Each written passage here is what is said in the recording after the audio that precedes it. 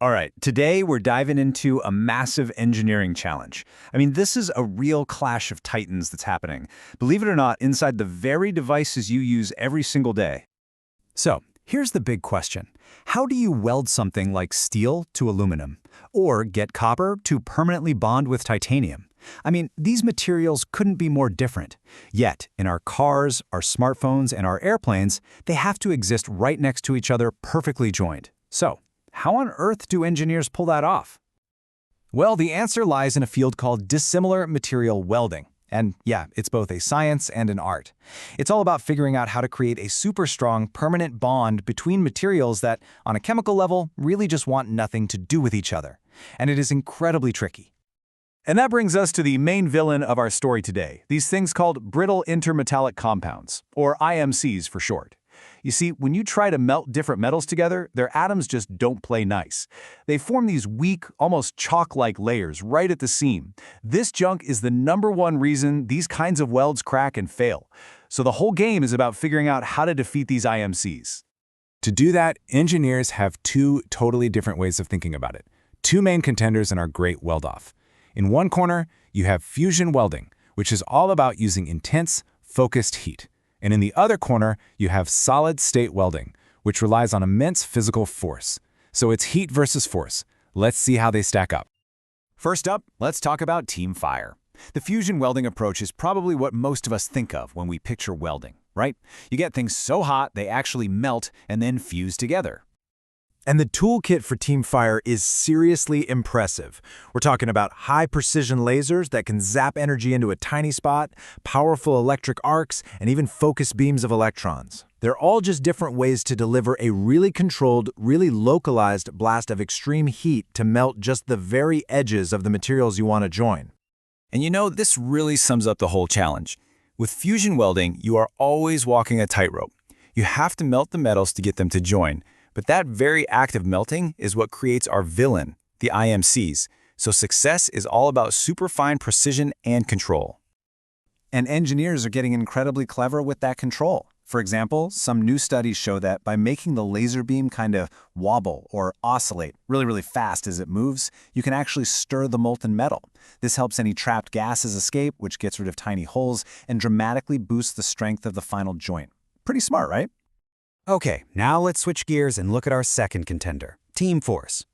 The whole solid-state approach looks at that IMC problem and basically says, hey, what if we just skip to the melting part altogether? And that right there is its superpower.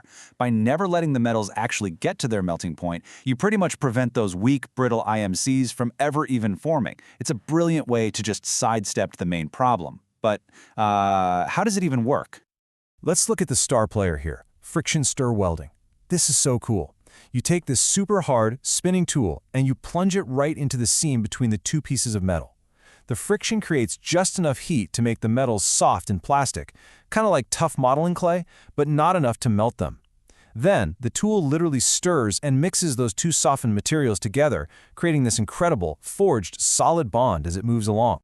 Now, what's happening on a microscopic level is just fascinating. The intense pressure and all that stirring action breaks down the metal's original clunky structures. It then forces them to regrow or recrystallize into a much finer, stronger, and more tangled up pattern. It's kind of like kneading dough to get a way better texture. And the new ideas here are just as exciting. In another type of solid-state welding, some researchers were trying to join copper and titanium. They discovered that if they added high-frequency vibrations, we're talking ultrasonic energy, during the process, they could do something pretty remarkable. And here is the punchline.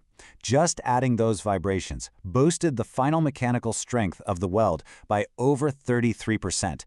That is a huge jump in performance. It just goes to show you the incredible potential of this whole solid-state approach. Okay, so we've met Team Heat and Team Force. Both are powerful, both are super innovative, so now let's put them head-to-head. It's time for the showdown.